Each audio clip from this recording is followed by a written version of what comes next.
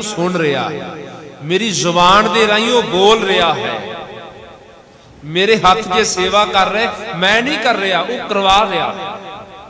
अगर मेरे पैर चल के गुरु कोल आ रहे संगत विच, मैं नहीं आ रहा, वो मैनू लिया रहा।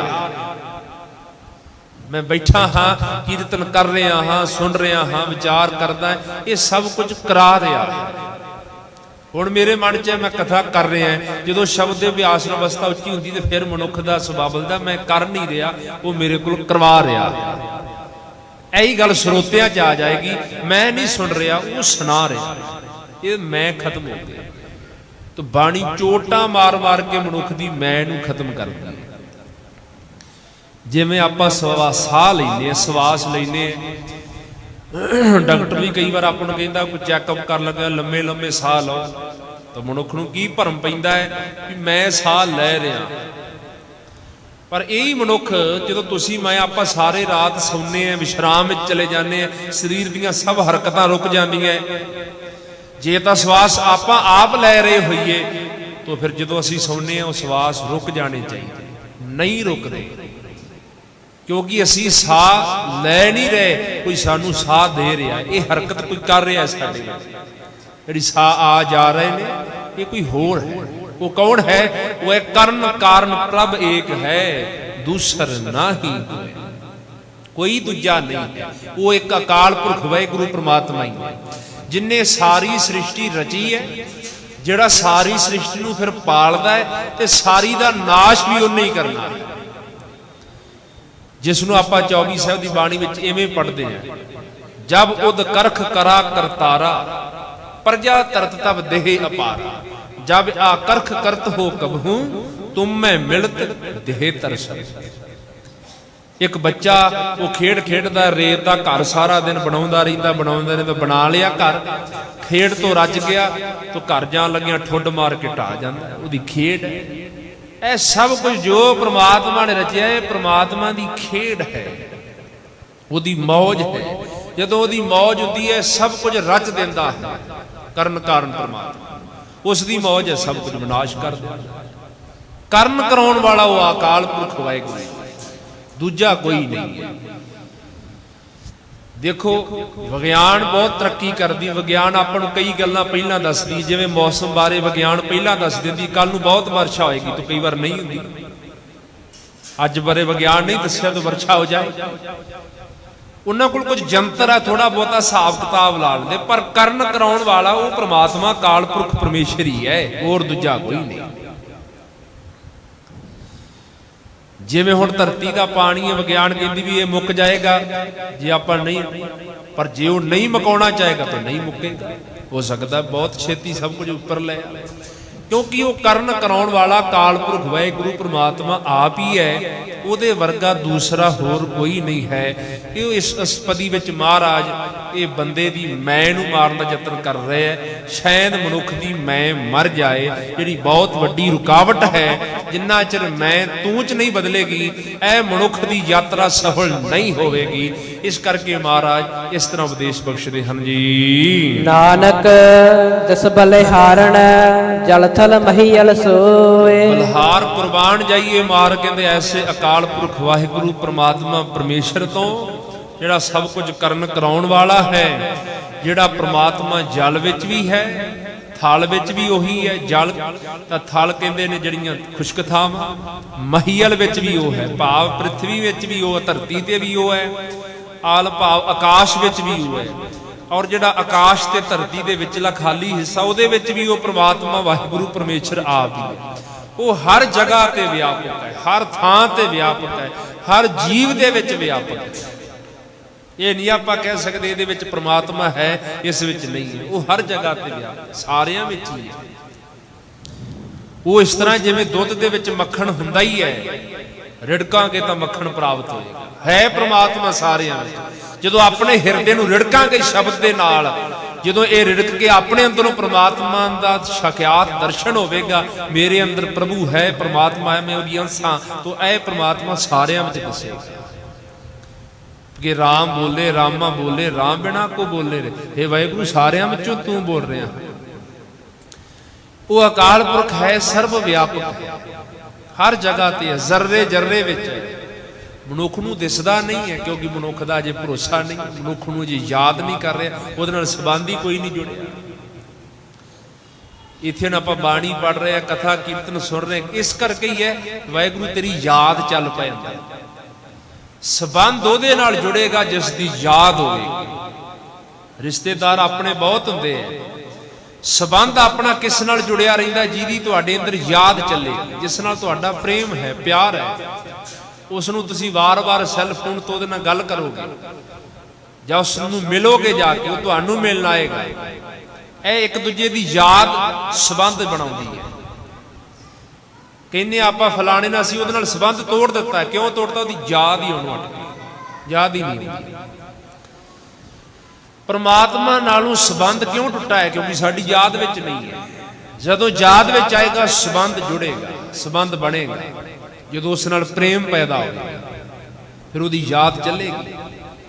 ਤੋ ਗੁਰੂ ਕੋਲ ਆਪਾਂ ਆਏ हैं, ਕਥਾ ਕੀਰਤਨ ਤਾਣ ਸੁਣਨ ਆਏ हैं। हे ਵਾਹਿਗੁਰੂ ਤੇਰੀ ਯਾਦ ਸਾਡੇ ਅੰਦਰ ਚੱਲ ਪਏ, ਯਾਦ ਚੱਲੇਗੀ, ਸੰਬੰਧ ਬਣੇ, ਫਿਰ ਉਹ ਹਰ ਵਿਆਪਕ ਸਾਰਿਆਂ ਵਿੱਚ ਦਿਸੇਗਾ ਵਾਹਿਗੁਰੂ ਕਾਲ ਪੁਰਖ।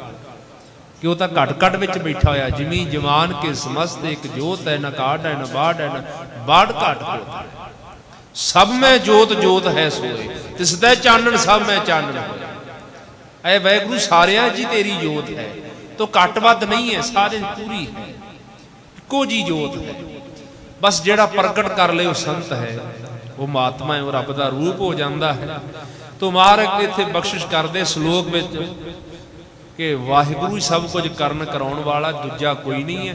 ਹਰ ਥਾਂ ਤੇ ਉਹ ਰਮਿਆ ਵਿਆਪਕ ਹੈ ਜੀ। ਅਸ਼ਟਪਦੇ ਕਰਨ ਕਰਾਵਨ ਕਰਨਾ ਜੋਗ, ਜੁਤ ਸੁਭਾਵੈ ਸੋਈ ਹੋਗ। ਉਹੀ ਮਹਾਰਾਜ ਬਖਸ਼ਿਸ਼ ਕਰਦੇ ਕਿ ਕਰਨ ਕਰਾਉਣ ਵਾਲਾ, ਕਰਨ ਦੇ ਯੋਗ ਜਿਹੜਾ ਅਕਾਲ ਪੁਰਖ ਵਾਹਿਗੁਰੂ ਪ੍ਰਮਾਤਮਾ ਪਰਮੇਸ਼ਰ ਹੀ ਹੈ। ਜੋ ਜੋ ਭਾਈ ਉਹਨੂੰ ਭਾਉਂਦਾ ਹੈ ਸੋਈ ਹੋਗ।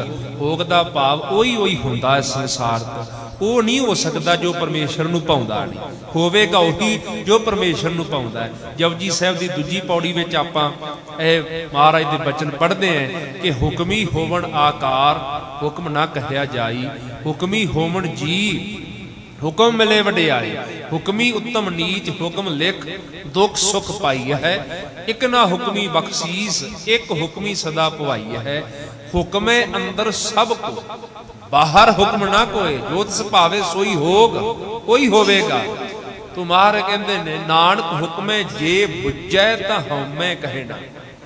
ਹਉਮੈ ਹੰਕਾਰ ਇੱਕ ਬੜਾ ਵੱਡਾ ਰੋਗ ਹੈ।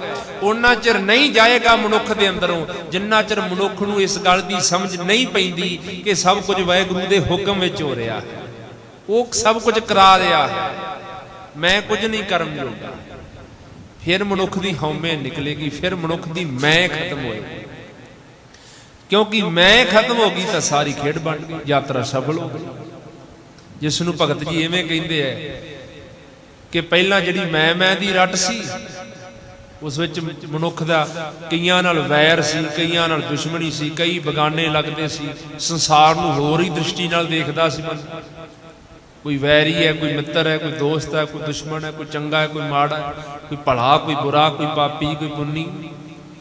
ਪਰ ਕਹਿੰਦੇ ਫਿਰ ਤੂੰ ਕਰਤਾ ਤੂੰ ਹੁਆ, ਮੁਝ ਮੈਂ ਰਹਾ ਨਾ ਹੂੰ। ਜਬ ਆਪਾ ਪਰਕਾ ਮਿਟ ਗਿਆ, ਜਤ ਦੇਖੋ ਤਤ ਤੂੰ। ਹੁਣ ਮੈਂ ਕੀ ਕਰਾਂ, ਮੈਨੂੰ ਦਿਸੀ ਤੂੰ ਜਾਨਣਾ ਹਰ ਵਿੱਚ। ਕੋਈ ਮਾੜਾ ਵੀ ਬੋਲਦਾ ਹੈ ਤਾਂ ਮੈਨੂੰ ਤੂੰ ਦਿਸਦਾ ਹੈ। ਇਹ ਵਾਹਿਗੁਰੂ ਤੂੰ ਪ੍ਰੇਰਨਾ ਹੀ ਐਸੀ ਕਰ ਦਿੱਤੀ ਹੈ, ਪ੍ਰੇਰਨਾ ਹੀ ਐਸੀ ਕਰਤੀ ਹੈ। ਹੁਣ ਇਸ ਤਰ੍ਹਾਂ ਬੋਲ ਰਿਹਾ, ਕਿਸੇ ਨੂੰ ਪ੍ਰੇਰਨਾ ਦੇ ਕੇ ਚੰਗੇ ਕੰਮ ਕਰਾ ਦੇਣਾ, ਕਿਸੇ ਨੂੰ ਮਾੜੇ ਕਰਾ ਦੇਣਾ। ਕਿਸੇ ਦੀ ਐਸੀ ਪ੍ਰੇਰਨਾ ਦੇਣਾ, ਉਹਦੀ ਬੋਲੀ ਇੰਨੀ ਮਿੱਠੀ ਕਰ ਦੇਣਾ ਹੈ। ਕਿਸੇ ਨੂੰ ਪ੍ਰੇਰਨਾ ਐਸੀ ਦੇਣਾ, ਕੌੜੀ ਕਰਾ ਦੇਣਾ। ਕਿਸੇ ਨੂੰ ਐਸੀ ਪ੍ਰੇਰਨਾ ਦੇ ਕੇ ਇੰਨਾ ਇੱਜ਼ਤਵਾਨ ਬਣਾ ਦੇਣਾ ਹੈ, ਕਿਸੇ ਨੂੰ ਕੈਸੀ ਪ੍ਰੇਰਨਾ ਦੇਣਾ, ਬਦਨਾਮ ਕਰ ਦੇਣਾ। ਤੇਰੇ ਕੌਤਕ ਘਣ ਤੇਰੀ ਖੇਡ ਹੈ, ਅਸਾਂ ਜੋਰ ਨਾਹੀ ਜੇ ਇੱਕ ਸ਼ਿਕਾਰ ਹਮ ਸਾਕੈ, ਜਿਉ ਭਾਵੈ ਤਿਵੈ ਬਖਸ਼। ਮੇਰੇ ਹਰ ਜੀਓ ਸਭ ਕੋ ਤੇਰੇ ਵੱਸ, ਸਾਰੀ ਗੱਲ ਤੇਰੇ ਵੱਸ ਵਿੱਚ ਹੈ। ਸਾਡੇ ਚ ਮਹਾਰਾਜ ਕੀ ਜ਼ੋਰ ਹੈ, ਅਸੀਂ ਕੀ ਕਰ ਸਕਦੇ? ਅਸੀਂ ਤਰਲਾ ਹੀ ਮਾਰ ਸਕਦੇ, ਮਹਾਰਾਜ ਚੰਗੇ ਕਰਮ ਕਰਾਇਓ, ਸਾਡਾ ਭਲਾ ਹੀ ਹੋਵੇ ਸਾਰੇ ਦਿਨ ਵਿੱਚ। ਸਾਰਾ ਦਿਨ ਲੋਕਾਂ ਦੀ ਨਿੰਦਿਆ ਨਾ ਕਰੀਏ, ਤੇਰੀ ਯਾਦ ਹੀ ਬਣੀ ਰਹੇ।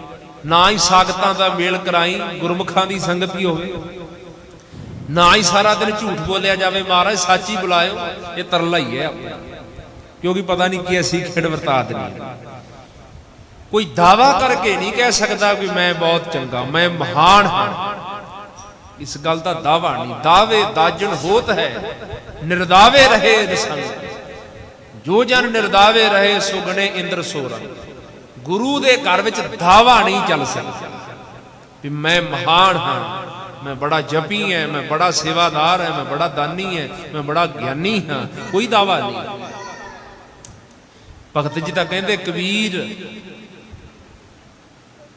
ਰੰਕ ਨਾ ਹਸੀਏ ਕੋਏ। ਭਗਤ ਜੀ ਕਹਿੰਦੇ ਕਬੀਰ ਗਰਬ ਨਾ ਕੀਜੀਏ, ਰੰਕ ਨਾ ਹਸੀਏ ਕੋਏ। ਅਜੂ ਸੁਨਾਉ ਸਮੁੰਦਰ ਮੈਂ ਕਿਆ ਜਾਣੂ ਗਿਆ। ਕਿਸੇ ਅਮੀਰ ਨੂੰ ਕਹਿੰਦੇ ਅਮੀਰ ਜੇ ਤੂੰ ਕਿਸੇ ਨੂੰ ਗਰੀਬੀ ਨੂੰ ਦੇਖਦਾ ਵੀ ਇਹ ਗਰੀਬ ਹੈ ਬੰਦਾ, ਉਹਦੀ ਗਰੀਬੀ ਤੇ ਹੱਸ ਨਾ, ਪਤਾ ਨਹੀਂ ਉਹਦੀ ਖੇਡ ਕਿਹੜੇ ਵੇਲੇ ਬਦਲ ਜਾਣੀ ਹੈ। ਉਹ ਤਖਤਾਂ ਤੋਂ ਲਾ ਕੇ ਠੂਠੇ ਫੜਾਉਂਦੇ ਆ, ਦੇਰ ਨਹੀਂ ਕਰਦਾ। ਇਹ ਵੀ ਭਾਵ ਜੇ ਤੇਰੇ ਕੋਲ ਗਿਆਨ ਹੈ 4 ਅੱਖਰਾਂ ਦਾ, ਕਿਸ ਕੋਈ ਗਿਆਨ ਕਰਕੇ ਗਰੀਬ ਹੈ, ਉਹਨੂੰ ਨਹੀਂ ਕੋਈ ਅੱਖਰਾਂ ਦਾ ਗਿਆਤ, ਨਹੀਂ ਉਹਦੇ ਕੋਲ ਵਿਦਿਆ, ਤਾਂ ਉਹਦਾ ਮਜ਼ਾਕ ਨਾ ਡਾ। ਪਰਮਾਤਮਾ ਦੀ ਖੇਡ ਬਦਲਦਿਆਂ ਦੇਖ ਲੱਗਦੇ ਵੱਡੇ ਵੱਡੇ ਗਿਆਨਵਾਨਾਂ ਨੂੰ ਮੂਰਖ ਬਣਾ ਦਿੰਦਾ। ਚਤਰ ਤੇ ਸਿਆਣਿਆਂ ਕੋਲ ਇਹੋ ਜਿਹੇ ਕੰਮ ਕਰਾਉਂਦਾ ਹੈ, ਮੱਥੇ ਨੂੰ ਹੱਥ ਮਾਰ ਦੇ, ਤੂੰ ਸਿਆਣਾ ਇਹ ਕੀ ਕੰਮ ਕਰ ਦਿੱਤਾ। ਕਿਉਂਕਿ ਸਾਡੀ ਸਾਰਿਆਂ ਦੀਆਂ ਬੇੜੀਆਂ ਸਮੁੰਦਰ ਵਿੱਚ ਚੱਲ ਰਹੀਆਂ ਹੈ। ਜੇ ਕਿਸੇ ਦੀ ਡੁੱਬ ਗਈ ਹੈ ਤਾਂ ਭਗਤ ਨੇ ਕਿਹਾ ਹੱਸ ਨਾ, ਤੂੰ ਵੀ ਸਮੁੰਦਰ ਚਾਹੇ ਖੌਰੇ ਪਾਰ ਲੱਗੇ ਕਿ ਨਾ ਲੱਗੇ, ਪਾਸੇ ਹੋਇਆ ਲੰਘਿਆ ਜਾਣਾ ਕਿ ਨਹੀਂ ਲੰਘਿਆ ਜਾਣਾ। ਹੁਣ ਆਪਣਾ ਕੋਲ ਕਿਸੇ ਦੇ ਜ਼ਿੰਦਗੀ ਦੇ ਵਿੱਚ ਕੋਈ ਵੀ ਕਿਸੇ ਦੀ ਕਮਜ਼ੋਰੀ ਸਾਡੇ ਹੱਥ ਵਿੱਚ ਆਉਂਦੀ ਹੈ, ਆਪਾਂ ਉਸ ਕਮਜ਼ੋਰੀ ਨੂੰ ਕਿੰਨਾ ਫੈਲਾਉਂਦੇ ਆ, ਕਿੰਨਾ ਭੰਡਦੇ ਆ ਸੰਸਾਰ ਵਿੱਚ। ਹੁਣ ਮੀਡੀਆ ਦਾ ਯੁੱਗ ਹੈ, ਮੀਡੀਆ ਰਾਹੀਂ ਦਰਸਾ ਰਹੇ, ਦੇਖੋ ਇਸ ਬੰਦੇ ਨੇ ਆਹ ਕੰਮ ਕੀਤਾ, ਉਹਨੂੰ ਅਸੀਂ ਨੀਵਾਂ ਦਿਖਾਉਣ ਰਿਹਾ ਚਾਹੁੰਦੇ ਆ, ਬੇਇੱਜ਼ਤੀ ਕਰ ਰਹੇ ਆ, ਹੱਸ ਰਹੇ ਆ ਉਹਦੇ ਤੇ। ਇਹੀ ਤਾਂ ਭਗਤ ਕਿਹਾ ਹੈ। ਠੀਕ ਹੈ ਉਹਦੀ ਬੇੜੀ ਡੁੱਬ ਗਈ ਹੈ, ਪਾਰ ਤਾਂ ਤੇਰੀ ਵੀ ਕੋਈ ਨਹੀਂ ਲੰਘੀ। ਕੀ ਪਤਾ ਹੈ ਮੱਤ ਕਿੱਥੇ ਮਾਰੀ ਜਾਣੀ, ਕਿੱਥੇ ਸਾਰੀ ਖੇਡ ਪੁੱਠੀ ਪੈ ਜਾਣੀ।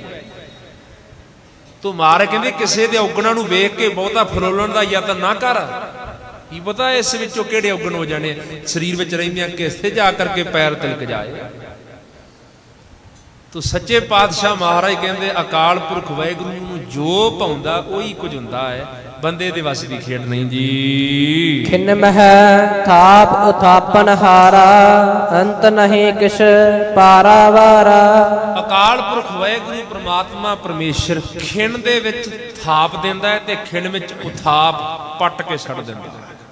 ਖਿਨ ਵਿੱਚ ਉਹਦਾ ਅੰਤ ਪਾਰਾਵਾਰਾ ਨਹੀਂ ਪਾਇਆ ਜਾ ਸਕਦਾ।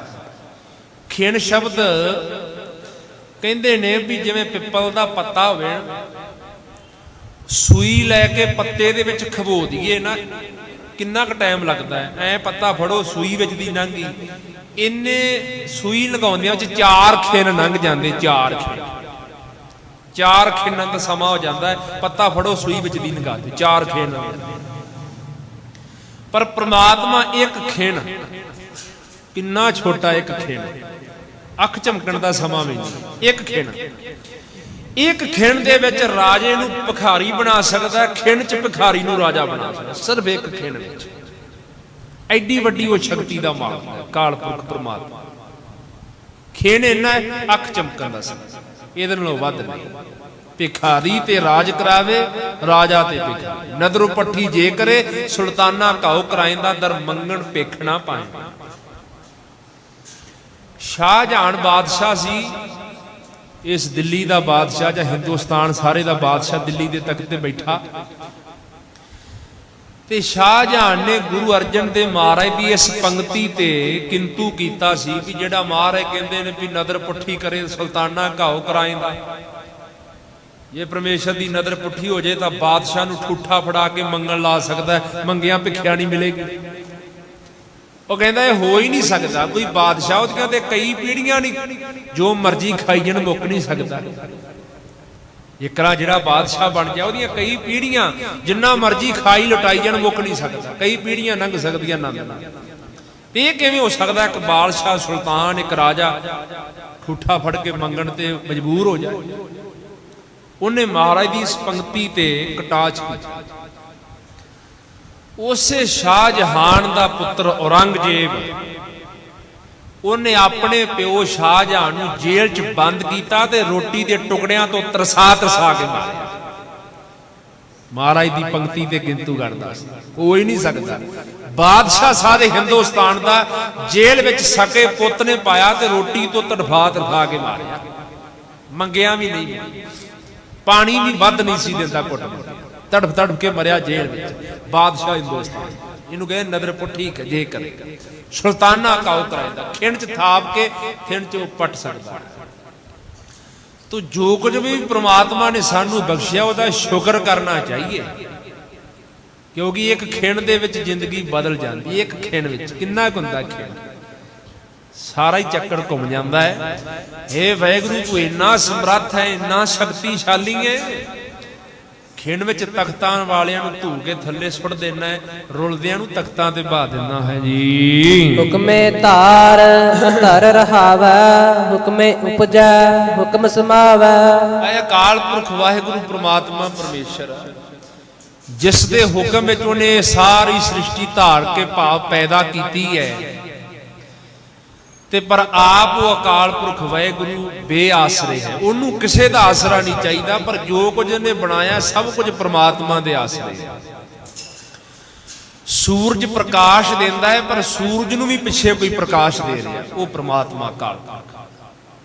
ਪਰ ਉਹ ਆਪ ਸਹਿ ਭੰਗ, ਆਪਣੇ ਆਪ ਤੋਂ ਸੁਤੇ ਸਿੱਧ ਪ੍ਰਕਾਸ਼ਮਾਨ, ਉਹਨੂੰ ਕੋਈ ਪ੍ਰਕਾਸ਼ ਨਹੀਂ ਮਿਲਦਾ। ਸਾਡੀਆਂ ਅੱਖਾਂ ਦੇਖਦੀਆਂ, ਇਹ ਅੱਖਾਂ ਦੇ ਪਿੱਛੇ ਇੱਕ ਜੋਤ ਕੰਮ ਕਰਦੀ ਹੈ, ਉਸ ਜੋਤ ਕਰਕੇ ਦੇਖਦੀਆਂ। ਇਹ ਸਾਰੀਆਂ ਜੋਤਾਂ ਪ੍ਰਮਾਤਮਾ ਤੋਂ ਆਉਂਦੀਆਂ, ਜਿੰਨੀਆਂ ਵੀ ਜੋਤਾਂ ਬਣੀਆਂ ਸਭ ਪ੍ਰਮਾਤਮਾ ਤੋਂ ਬਣੀਆਂ। ਉਹਦੇ ਆਸਰੇ ਆਕਾਸ਼ ਖਲੋਤਾ ਹੈ, ਉਹਦੇ ਆਸਰੇ ਧਰਤੀ ਖਲੋਤੀ, ਉਹਦੇ ਆਸਰੇ ਸਭ ਜੀਵ ਜੰਤੂ ਹਨ। ਉਹਦੇ ਹੁਕਮ ਵਿੱਚ ਹੀ ਸਾਰੇ ਪੈਦਾ ਹੋ ਰਹੇ ਨੇ, ਉਹਦੇ ਹੁਕਮ ਵਿੱਚ ਹੀ ਸਾਰਿਆਂ ਦਾ ਵਿਨਾਸ਼ ਹੁੰਦਾ। ਇਹਨਾਂ ਪੰਕਤੀਆਂ ਦੀਆਂ ਜੋ ਅਰਥ ਨੇ, ਇਹਦੇ ਹਿਸਾਬ ਨਾਲ ਇਹ ਗੱਲ ਸਿੱਧ ਹੁੰਦੀ ਹੈ, ਕਈ ਲੋਕ ਜਿਹੜੇ ਜੋਤਸ਼ੀਆਂ ਦਾ ਸ਼ਿਕਾਰ ਹੋ ਜਾਂਦੇ ਨਾ, ਜੋਤਸ਼ੀਆਂ ਦਾ, ਉਹਨਾਂ ਨੂੰ ਪੁੱਛਣ ਦੇ ਚੱਕਰਾਂ 'ਚ ਪੈ ਜਾਂਦੇ। ਕਈਆਂ ਦਾ ਸੁਭਾਅ ਹੋ ਜਾਂਦਾ, ਪਰ ਦੇਖਿਆ ਜਿਨ੍ਹਾਂ ਲੋਕਾਂ ਦਾ ਇਹ ਸੁਭਾਅ ਬਣ ਜਾਏ, ਇਹਨਾਂ ਦੇ ਚੱਕਰਾਂ 'ਚ ਜਿਹੜੇ ਲੋਕ ਆ ਜਾਣ, ਫਿਰ ਨਿਕਲਣਾ ਔਖਾ ਹੋ ਜਾਂਦਾ, ਜੀਵਨ ਲੰਘ ਜਾਂਦਾ। ਜਿਹੜੇ ਜੋਤਸ਼ੀਆਂ ਦੇ ਚੱਕਰਾਂ 'ਚ ਪੈ ਜਾਂਦੇ, ਜੋਤਸ਼ਿਕ ਵਿਦਿਆ ਹੈ, ਉਹ ਦੱਸ ਦਿੰਦੀ ਹੈ ਕੱਲ ਨੂੰ ਆ ਹੋ ਸਕਦਾ ਹੈ, ਪਰਸੋਂ ਨੂੰ ਆ ਹੋਵੇਗਾ, 10 ਦਿਨਾਂ ਨੂੰ ਆ ਹੋਵੇਗਾ। ਉਹਨੇ ਇੱਕ ਵਿਦਿਆ ਪੜ੍ਹ ਕੇ ਹਿਸਾਬ ਲਾਇਆ। ਪਰ ਇਹ ਸਭ ਕੁਝ ਪ੍ਰਮਾਤਮਾ ਦੇ ਹੁਕਮ ਵਿੱਚ ਹੈ। ਇਹ ਜ਼ਰੂਰੀ ਨਹੀਂ ਹੋਵੇਗਾ ਜੋ ਦੱਸ ਰਿਹਾ ਹੋਵੇਗਾ। ਜਿਵੇਂ ਮੰਨ ਲਓ ਕਿਸੇ ਦੇਸ਼ ਦਾ ਕੋਈ ਪ੍ਰਧਾਨ ਮੰਤਰੀ ਹੈ, ਅੱਜ ਉਹਨੇ ਇੱਕ ਹੁਕਮ ਜਾਰੀ ਕੀਤਾ ਵੀ ਆਹ ਕੰਮ ਕਰੋ, ਉਹ ਕੰਮ ਹੁਣ ਪਤਾ ਲੱਗ ਗਿਆ ਸਾਰਿਆਂ ਨੂੰ ਵੀ ਇਹ ਕੰਮ ਸ਼ੁਰੂ ਹੋਣਾ ਹੈ, ਅਗਲੇ ਦਿਨ ਹੀ ਹੁਕਮ ਬਦਲ ਦੇਵੇ, ਨਹੀਂ ਇਹ ਕੰਮ ਨਹੀਂ ਕਰਨਾ, ਉਹਦੀ ਮਰਜ਼ੀ ਹੈ।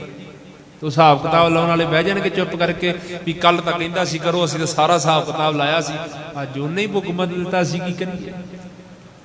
ਕਾਨੂੰਨ ਤਾਂ ਇਹ ਬਣ ਗਿਆ ਸੀ ਪਰ ਲਾਗੂ ਨਹੀਂ ਹੋਇਆ, ਲਾਗੂ ਹੋਣ ਤੋਂ ਬਾਅਦ ਪਹਿਲਾਂ ਉਹਨੇ ਬਦਲ ਦਿੱਤਾ। ਤੋ ਪ੍ਰਮਾਤਮਾ ਦੀ ਮਰਜ਼ੀ ਹੈ, ਉਹ ਮਾਲਕ ਹੈ, ਉਹ ਕੋਈ ਹੁਕਮ ਕਿਸੇ ਵੇਲੇ ਵੀ ਬਦਲ ਸਕਦਾ ਹੈ।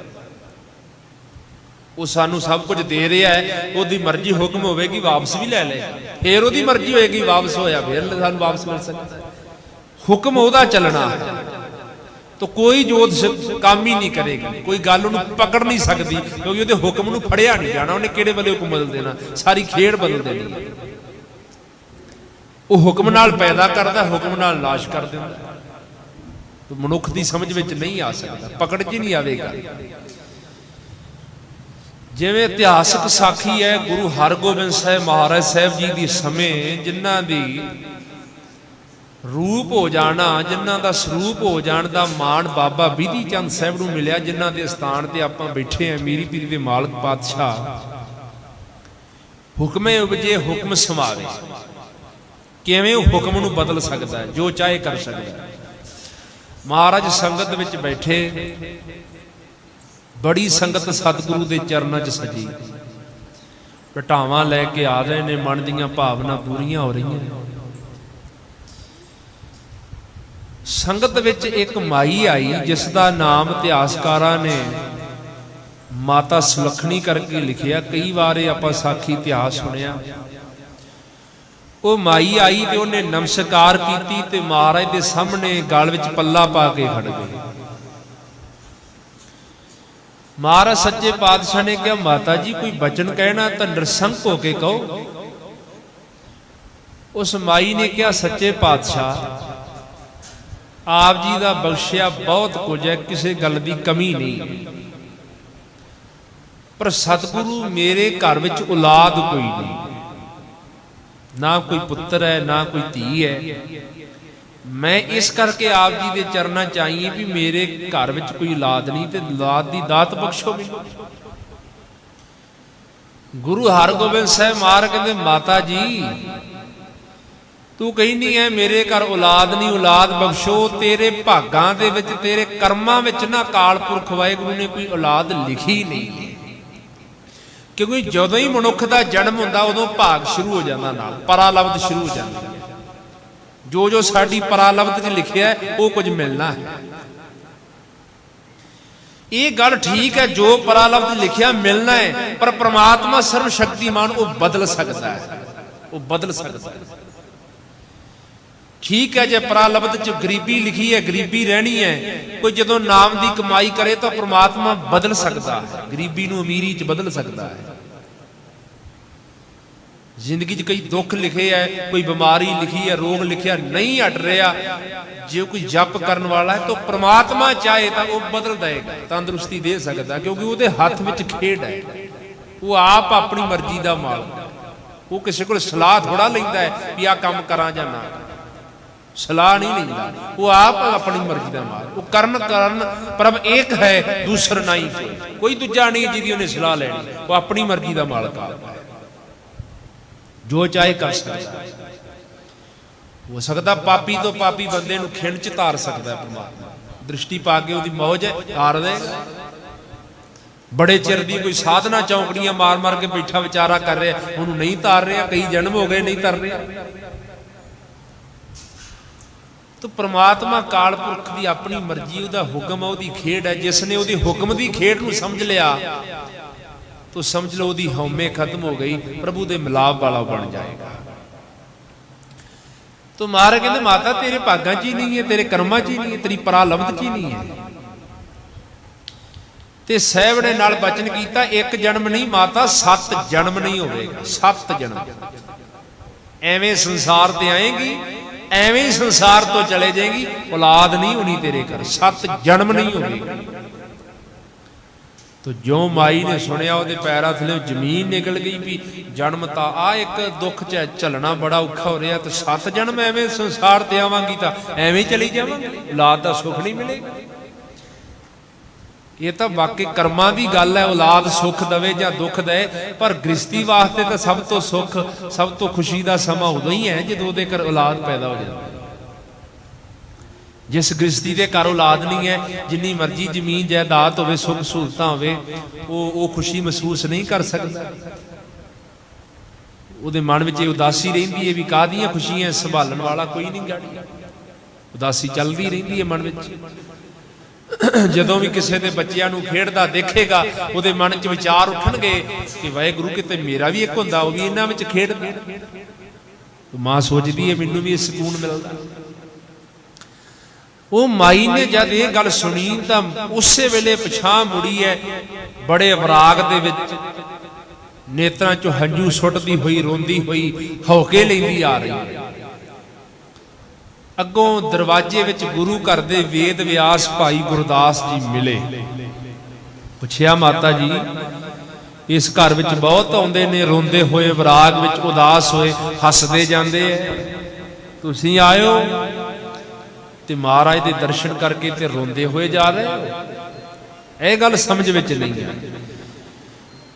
ਉਸ ਮਾਤਾ ਨੇ ਕਿਹਾ, ਬਾਬਾ ਮੈਂ ਤੇਰੇ ਗੁਰੂ ਦੇ ਘਰ ਵਿੱਚ ਬੜੀ ਆਸ ਲੈ ਕੇ ਆਈ ਸਾਂ, ਮੈਂ ਬੜੇ ਥਾਵਾਂ ਤੇ ਨੱਕ ਗੋਡਾ ਰਗੜਿਆ, ਬੜੇ ਥਾਵਾਂ ਤੇ ਮੈਂ ਠੇਡੇ ਖਾਧੇ ਐ, ਬੜਿਆਂ ਦੀ ਪੂਜਾ ਕੀਤੀ ਹੈ, ਪਰ ਮੇਰੀ ਝੋਲੀ ਨੂੰ ਭਾ ਕਿਤੇ ਨਹੀਂ ਲੱਗਾ। ਪਰ ਇਸ ਘਰ ਦੀ ਮੈਂ ਵਡਿਆਈ ਬੜੀ ਸੁਣੀ ਵੀ ਇਸ ਘਰ 'ਚ ਜਿਹੜਾ ਕੋਈ ਆਵੇ ਖਾਲੀ ਨਹੀਂ ਜਾਂਦਾ। ਬਾਣੀ ਵੀ ਕਹਿੰਦੀ ਬਿਰਥਾ ਕੋਏ ਨਾ ਜਾਏ, ਜੇ ਆਵੇ ਤੁਦੇ ਆਵੇ।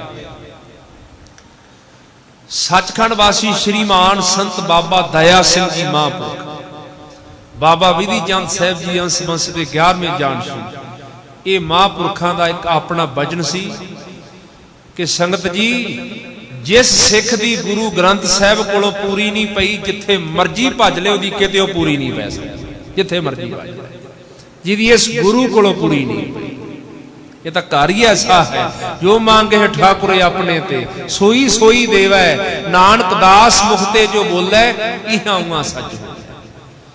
ਜਿਸ ਨੇ ਇਸ ਘਰ ਨੂੰ ਪਿੱਠ ਦੇ ਦਿੱਤੀ, ਸਮਝੋ ਉਹਦੀ ਜ਼ਿੰਦਗੀ ਚੋਂ ਸੁੱਖਾਂ ਨੇ ਉਹਨੂੰ ਪਿੱਠ ਦੇ ਦਿੱਤੀ, ਉਹਦੇ ਕੋਲ ਸੁੱਖ ਨਹੀਂ ਆ ਸਕੇਗਾ। ਕਿਉਂਕਿ ਜਿਸ ਸਿੱਖ ਨੂੰ ਗੁਰੂ ਗ੍ਰੰਥ ਸਾਹਿਬ ਕੋਲੋਂ ਸੁੱਖ ਨਹੀਂ ਮਿਲਿਆ, ਕਿੱਥੋਂ ਮਿਲ ਜਾਏ? ਜਿੰਨਾ ਮਰਜੀ ਕਬਰਾਂ ਤੇ ਮੜੀਆਂ ਵਸਾਣੀਆਂ ਦਮੀਆਂ ਪਖੰਡੀਆਂ ਕੋਲ ਤੁਰਿਆ ਫਿਰੇ, ਮਿਲੇਗਾ ਸੁੱਖ? ਸਾਰੇ ਸੁੱਖਾਂ ਦਾ ਦਾਤਾ ਸਾਗਰ ਤਾਂ ਹੈ ਧੰਨ ਗੁਰੂ ਗ੍ਰੰਥ ਸਾਹਿਬ ਮਹਾਰਾਜ, ਸਤਿਗੁਰੂ ਦੀ ਬਾਣੀ। ਜਿਸ ਨੂੰ ਕੋਈ ਪਿਆਰ ਨਾਲ ਸੁਣੇ ਤੇ ਸੁਣਦਿਆਂ ਹੀ ਬਾਣੀ ਜੜ ਤੋਂ ਦੁੱਖ ਕੱਟ ਦਿੰਦੀ ਹੈ। ਦੁੱਖ ਰੋਗ ਸੰਤਾਪ ਉਤਰੇ, ਸੁਣੀ ਸੱਚੀ ਬਾਣੀ। ਨਾਨਕ ਭਗਤਾਂ ਸਦਾ ਵਿਗਾਸ, ਸੁਣਿਆ ਦੁੱਖ ਪਾਪ ਕਾ। ਤੂੰ ਸੁਣ ਤਾਂ ਸਹੀ ਸ਼ਬਦ, ਇੱਕ ਜਨਮ ਦੇ ਕੀ ਕਰੋੜਾਂ ਜਨਮਾਂ ਦੇ ਬਾਣੀ ਦੁੱਖ ਕੱਟ ਕੇ ਸੁੱਟ ਦੇ, ਪਾਪ ਕੱਟ ਕੇ ਸੁੱਟ ਦੇ, ਸੁੱਖਾਂ ਤੇ ਖੁਸ਼ੀਆਂ ਨਾਲ ਤੇਰੀ ਝੋਲੀ ਭਰ ਦੇਗਾ। ਤੋ ਇਹ ਮਹਾਂਪੁਰਖਾਂ ਦਾ ਬਚਨ ਹੈ, ਜਿਸ ਦੀ ਗੁਰੂ ਕੋਲ ਪੂਰੀ ਨਹੀਂ ਵੀ ਕਿਤੇ ਪੂਰੀ ਨਹੀਂ ਪੈ, ਜਿੱਥੇ ਮਰਜ਼ੀ ਭੱਜ ਲੈ। ਤੋ ਭਾਈ ਗੁਰਦਾਸ ਜੀ ਨੇ ਵੀ ਬਚਨ ਕਿਹਾ, ਮਾਤਾ ਇਸ ਘਰ ਵਿੱਚੋਂ ਕਹਿ ਲੱਗੀ, ਇਸ ਘਰ ਵਿੱਚੋਂ ਮੈਨੂੰ ਅੱਜ ਨਾ ਹੋਈ, ਤਾਂ ਇੱਕ ਨਾ ਹੀ ਨਹੀਂ ਹੋਈ, ਨਾਲ ਇਹ ਵੀ ਕਿਹਾ 7 ਜਨਮ ਔਲਾਦ ਨਹੀਂ ਹੋਈ। ਤੇ ਪਰ ਦੇਖੋ ਕਰਨ ਕਾਰਨ ਪ੍ਰਵੇਕ ਹੈ, ਦੂਸਰ ਨਾ ਹੀ ਕੋਈ। ਉਹ ਤਾਂ ਹੁਕਮੇ ਉਪਜੇ ਹੁਕਮ ਸਮਾਵੇ। ਗੁਰੂ ਹਰਗੋਬਿੰਦ ਸਾਹਿਬ ਕਹਿੰਦੇ ਅੱਛਾ, ਭਾਈ ਗੁਰਦਾਸ ਜੀ ਕਹਿੰਦੇ ਅੱਛਾ ਮਹਾਰਾਜ ਨੇ ਇਹ ਬਚਨ ਕਿਹਾ? ਕਹਿੰਦੇ ਹਾਂ। ਕਹਿੰਦੇ ਮਾਤਾ ਜੀ ਆਇਓ ਤੁਸੀਂ ਇਸ ਘਰ ਵਿੱਚ, ਤੁਹਾਨੂੰ ਮੰਗਣ ਦੀ ਜਾਚ ਨਹੀਂ ਹੈ। ਮੰਗਣ ਦੀ ਜਾਚ ਨਹੀਂ, ਮੰਗਧਾਰ ਕੋਈ ਬਣ ਜਾਂਦਾ ਹੈ, ਮੰਗਣ ਦੀ ਜਾਚ ਕਿਸੇ ਵਿਰਲੇ ਵਿਰਲੇ ਨਹੀਂ, ਕਿਸੇ ਵਿਰਲੇ ਵਿਰਲੇ। ਚਲੋ ਇਹ ਵਿੱਚੋਂ ਹੁਣ ਇੱਕ ਗੱਲ ਨਿਕਲ ਆਈ ਹੈ, ਕੋਈ ਮਹਾਂਪੁਰਖ ਸੀ ਰੱਬ ਦਾ ਪਿਆਰਾ ਤਤਮੇਤਾ। ਇੱਕ ਮਾਤਾ ਨੇ ਮਹਾਂਪੁਰਖ ਦੀ ਬੜੀ ਸੇਵਾ ਕੀਤੀ, ਰੋਜ਼ ਘਰ ਵਿੱਚੋਂ ਲੰਗਰ ਤਿਆਰ ਕਰਨਾ, ਮਹਾਤਮਾ ਨੂੰ ਛਕਾ ਕੇ ਆਉਣਾ, ਉਹਨਾਂ ਦੇ ਸਥਾਨ ਤੇ ਵੀ ਉੱਥੇ ਜਿਹੜੀ ਕੋਈ ਝਾੜੂ ਆਦਿਕ ਦੀ, ਕੋਈ ਬਸਤਰ ਧੋਣ ਦੀ ਆਦਿਕ ਸੇਵਾ ਕਰਨੀ, ਉਹਨਾਂ ਦੀ ਸੰਗਤ ਕਰਨੀ। ਨਿਰਮਲ ਆਤਮਾ ਸੀ ਮਹਾਤਮਾ। ਔਰ ਉਸ ਮਾਈ ਦੇ ਮਨ ਵਿੱਚ ਵਿਚਾਰ ਸੀ ਕਿ ਮੈਂ ਮਹਾਤਮਾ ਕੋਲੋਂ ਕੁਝ ਮੰਗਣਾ ਹੈ, ਪਰ ਮੰਗਣਾ ਉਦੋਂ ਹੀ ਹੈ ਜਦੋਂ ਮਹਾਤਮਾ ਆਪ ਕਹਿਣ ਵੀ ਕੁਝ ਮੰਗ। ਇਹ ਬਾਣੀ ਦੇ ਬੋਲ ਨੇ, 4 ਪਦਾਰਥ ਜੇ ਕੋ ਮੰਗੈ ਸਾਧ ਜਨਾ ਕੀ ਸੇਵਾ ਲਾ। ਤੇ ਉਸਨੇ ਮਨ ਵਿੱਚ ਇਹ ਵਿਚਾਰ ਬਣਾ ਛੱਡੀ, ਕੁਝ ਉਹਦੇ ਮਨ ਵਿੱਚ ਮੰਗਾਂ ਸੀ, ਇਛਾਵਾਂ ਸੀ ਵੀ ਆਹ ਮੈਨੂੰ ਚਾਹੀਦਾ। ਮਹਾਤਮਾ ਨੇ ਇੱਕ ਦਿਨ ਉਸ ਮਾਈ ਨੂੰ ਕਿਹਾ, ਮਾਤਾ ਅਸੀਂ ਆ ਸਰੀਰ ਰੂਪੀ ਚੋਲਾ ਹੁਣ ਛੱਡ ਜਾਣਾ ਹੈ, ਤੂੰ ਸੇਵਾ ਬੜੀ ਕੀਤੀ ਹੈ, ਕੁਝ ਮੰਗ ਲਾ। ਅਜੇ ਮਾਤਾ ਕੁਝ ਕਹਿਣ ਹੀ ਲੱਗੀ ਤੇ ਮਹਾਤਮਾ ਨੇ ਦੂਜਾ ਬਦਨ ਕਿਹਾ, ਮਾਤਾ ਇੱਕ ਚੀਜ਼ ਮੰਗੀ, ਇੱਕ ਹੀ ਮਿਲੇਗੀ, ਜੋ ਮਰਜ਼ੀ ਮੰਗ ਲਾ, ਇੱਕ ਵਸਤੂ ਮੰਗੀ। ਤਾਂ ਬੇਨਤੀ ਕੀਤੀ ਜਿਹਨਾਂ ਨੂੰ ਮੰਗਣ ਦੀ ਜਾਚ ਆ। ਉਹ ਮਾਈ ਨੇ ਹੁਣ ਇਹ ਵਿਚਾਰ ਬਣਾਈ ਸੀ ਮਨ ਵਿੱਚ ਵੀ ਮੈਂ ਮਹਾਤਮਾ ਨੂੰ ਕਹਾਂਗੀ ਸਾਡੇ ਘਰ ਗਰੀਬੀ ਬੜੀ ਹੈ, ਮਾਇਆ ਬਖਸ਼ੋ, ਅਰਦਾਸ ਕਰੋ ਤੇ ਮੇਰੇ ਘਰ ਔਲਾਦ ਕੋਈ ਨਹੀਂ, ਮੈਨੂੰ ਘਰ ਪੁੱਤਰ ਮਿਲ ਜਾਏ। ਫਿਰ ਇਹ ਵੀ ਇੱਛਾ ਸੀ ਨਾਲ ਵੀ ਘਰ 'ਚ ਮਾਲ ਡੰਗਰ ਹੋਵੇ। ਇਹ ਵੀ ਇੱਛਾ ਸੀ ਜੇ ਪੁੱਤਰ ਪੈਦਾ ਹੋਵੇ ਤਾਂ ਉਹਦਾ ਵਿਆਹ ਹੋਵੇ, ਚੰਗੀ ਨੌਂ ਵੀ ਘਰ ਵਿੱਚ ਆਵੇ, ਫਿਰ ਅੱਗੇ ਪੋਤਰੇ ਦੀ ਦਾਤ ਮਿਲੇ। ਕਿਉਂਕਿ ਮੰਗਾਂ ਮਨੁੱਖ ਦੀਆਂ ਮੁੱਕਦੀਆਂ ਨਹੀਂ। ਤੁਹਾਡੀ ਇੱਕ ਮੰਗ ਪੂਰੀ ਹੋਵੇਗੀ, ਹਜ਼ਾਰਾਂ ਮੰਗਾਂ ਹੋਰ ਪੈਦਾ ਹੋ ਜਾਣਗੀਆਂ। ਹਰ ਮੰਗ ਦੇ ਪਿੱਛੇ ਬਹੁਤ ਮੰਗਾਂ ਨਿਕਲਦੀਆਂ। ਤੂੰ ਮਾਈ ਤਾਂ ਬਹੁਤ ਕੁਝ ਸੋਚ ਕੇ ਬੈਠੀ। ਮਹਾਤਮਾ ਨੇ ਕਿਹਾ ਇੱਕ ਚੀਜ਼ ਮੰਗ। ਤਾਂ ਹੁਣ ਉਹ ਮਾਈ ਸੇਵਾ ਕਰ ਕਰਕੇ ਜਾਂ ਕਹਿ ਲੋ ਉਹਦੀ ਬੁੱਧੀ ਬੜੀ ਤੇਜ਼ ਹੋ ਗਈ। ਕੁਝ ਸਮੇਂ ਬਾਅਦ ਸੋਚ ਕੇ ਕਹਿੰਦੀ, ਮਹਾਤਮਾ ਜੀ ਜੇ ਤੁੱਠੇ ਜੇ ਨਾ, ਅਕਾਲ ਪੁਰਖ ਅੱਗੇ ਇਹ ਅਰਦਾਸ ਕਰੋ ਮੇਰੇ ਘਰ ਵਿੱਚ ਉਹ ਨੌਂ ਆਵੇ ਜਿਹੜੀ ਮੇਰੇ ਪੋਤਰੇ ਨੂੰ ਗੋਦੀ 'ਚ ਬਿਠਾ ਕੇ ਤੇ ਸੋਨੇ ਦੀ ਮਧਾਣੀ 'ਚ ਦੁੱਧ ਰਿੜਕੇ। ਹੁਣ ਇਹ ਸਭ ਕੁਝ ਮਾਤਾ ਨੇ ਇੱਕੇ ਮੰਗ 'ਚ ਮੰਗ ਲਿਆ। ਇਹਨੂੰ ਕਹਿੰਦੇ ਮੰਗਣ ਦੀ ਜੁਗਤੀ। ਨਾ ਪੁੱਤ ਹੈ, ਨਾ ਦੁੱਧ ਹੈ, ਨਾ ਮਾਇਆ ਹੈ, ਤੇ ਨੌਂ ਤੇ ਪੁੱਤ ਵਿਆਹੇ ਤੇ ਹੋਣ ਤੋਂ ਬਾਅਦ ਹੀ ਉਹਦਾ ਵਿਆਹ ਕਰਦੇ ਹੋਣ ਤੇ ਫੇਰ ਅੱਗੇ ਪੋਤਰੇ ਦੀ ਗੱਲ। ਹੁਣ ਮਾਈ ਨੇ ਇੱਕ ਮੰਗ 'ਚ ਮੰਗਿਆ। ਦੇਖੋ ਨੌ ਤਾਂ ਹੀ ਆਵੇਗੀ ਜੇ ਪੁੱਤਰ ਪੈਦਾ ਹੋਵੇਗਾ, ਤੇ ਨਾਲ ਹੀ ਪੋਤਰਾ ਮੰਗ ਲਿਆ। ਤੇ ਦੁੱਧ ਤਾਂ ਹੀ ਰਿੜਕੇਗੀ ਜੇ ਘਰ ਵਿੱਚ ਮਾਲ ਡੰਗਰ ਹੋਵੇਗਾ, ਤੇ ਜਿਹਦੇ ਘਰ ਦੀ ਮਧਾਣੀ ਸੋਨੇ ਦੀ ਉਹਦੇ ਘਰ ਮਾਇਆ ਦੀ ਕੋਈ ਕਮੀ ਰਵੇਗੀ। ਹੁਣ ਇੱਕ ਮੰਗ ਵਿੱਚ ਸਭ ਕੁਝ ਮੰਗ ਤੋ ਮੰਗਣ ਦੀ ਜਾਚ ਕਿਸੇ ਵਿਰਲੇ ਵਿਰਲੇ ਨੂੰ।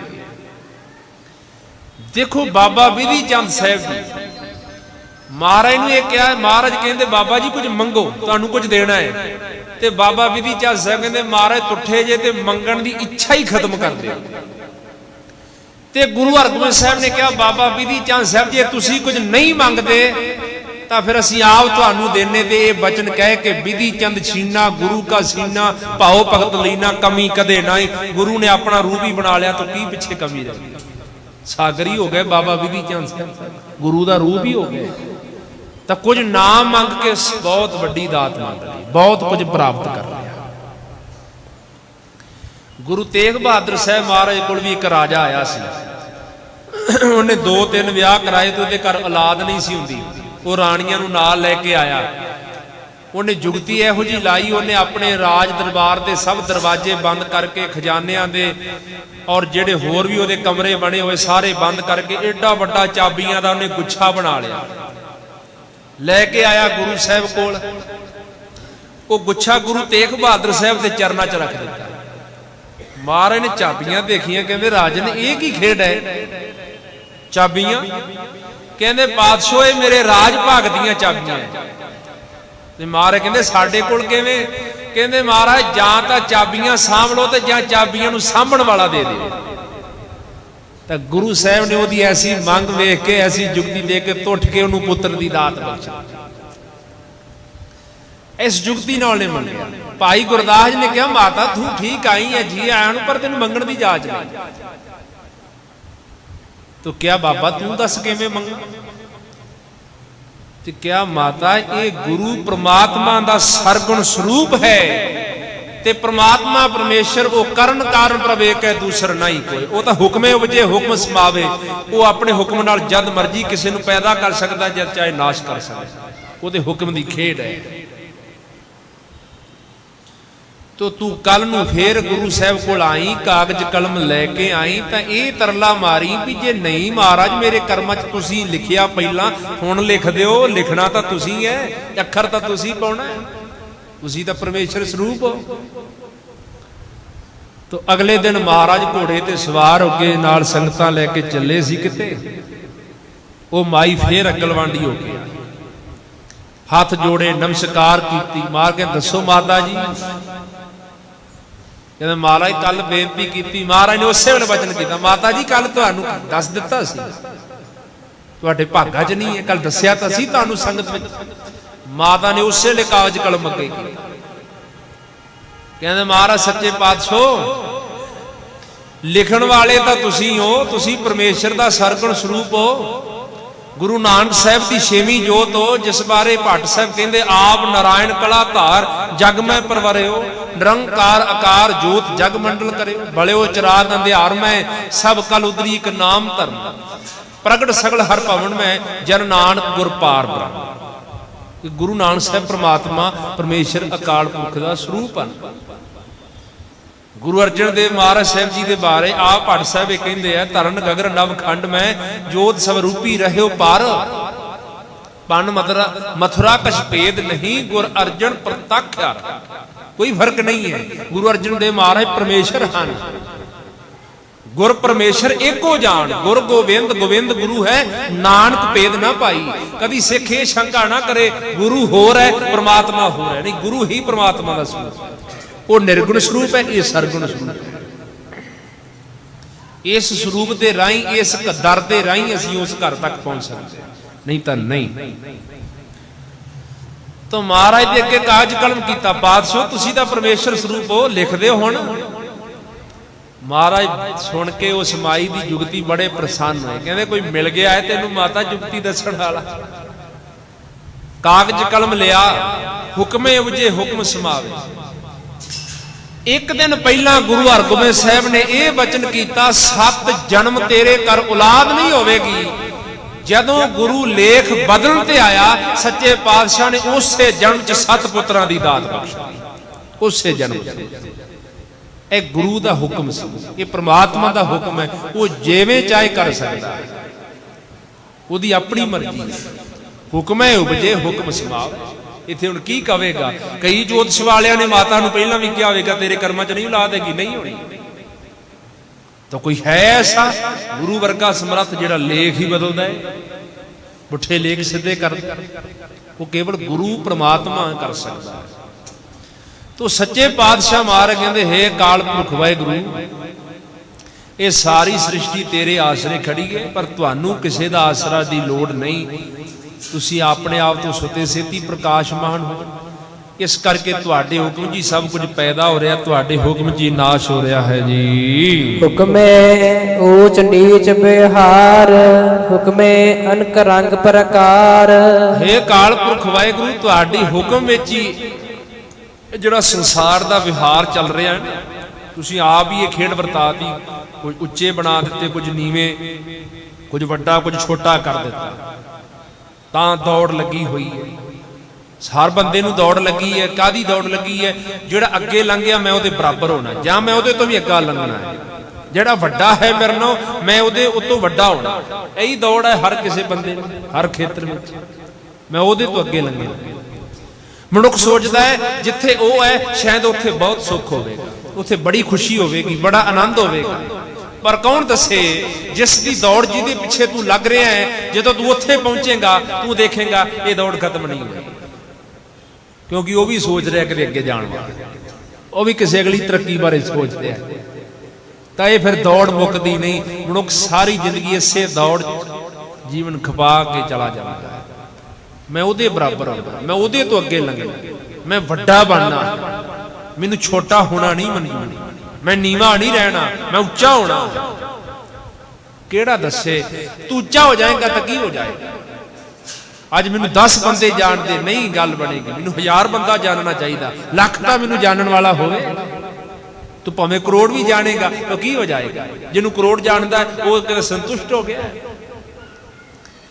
ਅੱਜ ਮੇਰੇ ਕੋਲ ਇੰਨੇ ਪਦਾਰਥ ਨੇ, ਮੈਨੂੰ ਹੋਰ ਜ਼ਿਆਦਾ ਚਾਹੀਦੇ, ਕਿੰਨੇ ਹੋ ਜਾਣਗੇ? ਤੋ ਮਾਰ ਕਹਿੰਦੇ ਬਹੁਤਾਂਤ ਸਾਰੇ ਸੰਸਾਰ ਦੇ ਪਦਾਰਥ ਤੇਰੀ ਝੋਲੀ ਚ ਪਾ ਦੇਣਗੇ, ਸਕੂਨ ਮਿਲ ਜਾਏਗਾ? ਨਹੀਂ, ਕੋਈ ਗੱਲ ਨਹੀਂ।